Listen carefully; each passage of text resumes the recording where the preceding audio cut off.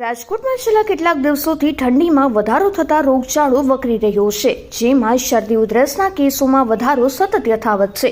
સતત ચોથા સપ્તાહે શરદી અને ઉધરસના કેસો 1000ને પાર થયા છે. તેમજ જોખમી ટાઇફોઇડ તાવના 5 અને ડેન્ગ્યુના 4 સહિત જુદા જુદા રોગના મળીને કુલ 2067 કેસ નોંધાયા છે, જેને લઈને આરોગ્ય વિભાગ સતર્ક બન્યું છે અને મચ્છરની ઉત્પત્તિ અટકાવવા હાલ શહેરમાં ફોગિંગ સહિતની કામગીરી વધુ ઝડપી કરવામાં આવી છે. તેમજ લોકોને બહારનો ખોરાક નહીં લેવા સહિતની સાવધાની રાખવા અપીલ કરવામાં આવી છે.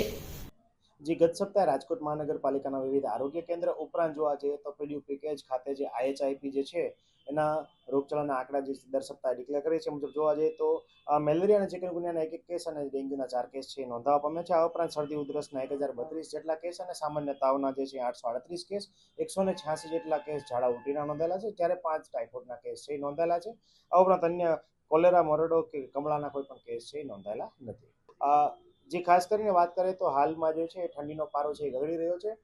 રાજકોટ ઉપરાંત પોરબંદરમાં પણ જે શીતલહેરની આગાહી છે એ પ્રતીતિ કરવામાં આવી હતી. આના અનુસંધાને ખાસ કરીને વાત કરીએ તો લોકોએ ઠંડીનો પારો જે છે એ સિંગલ ડિજિટમાં જવાની પૂરેપૂરી શક્યતા છે અને લોકોને ઠંડી લાગવાની કારણે એટલે જે આપણે વાત કરીએ કે કોલ્ડ વેવની આગાહી જે છે એ વર્તાઈ રહી છે. અનુસંધાને લોકોએ ખાસ કરીને ઘરની બહાર નીકળતા પહેલા ગરમ વસ્ત્રો જે છે પરિધાન કરવા જોઈએ. ખાસ કરીને ગરમ સ્વેટર ઉપરાંત ટોપી, મફલર કે ગરમ મોજા છે વગેરે જે છે એ પહેરવા જોઈએ. આ ઉપરાંત બિનજરૂરી બહાર જવાનું ટાળવું જોઈએ. ખાસ કરીને વહેલી સવારે ને મોડી સાંજે છે બહાર નીકળવાનું ટાળવું જોઈએ.